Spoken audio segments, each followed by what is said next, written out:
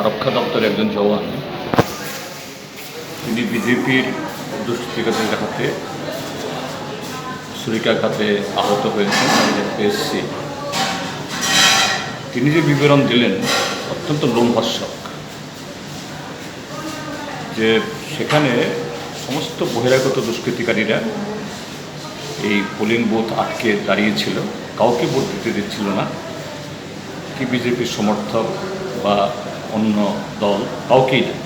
অর্থাৎ তাদের মতলব ছিল পুরো যে ভোট কেন্দ্রটা রিগিং করবে।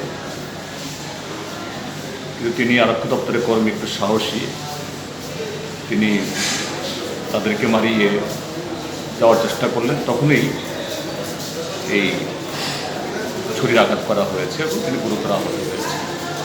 এবং তারপরে সেখানে অন্যান্য ভোটাররা ভোট কেন্দ্রে যেতে পারেন, সবাই না পারলেন। তো এই ঘটনা প্রমাণ করে ত্রিপুরাজ্যের মধ্যে যে গণতন্ত্র এখন যে বিজেপির তাদের যে অস্ত্রের সম্মুখে ত্রিপুরা যে গণতন্ত্র দাঁড়িয়ে আছে, এটাকেই আবার বলছে এই বিজেপি দল বা শাসক দল।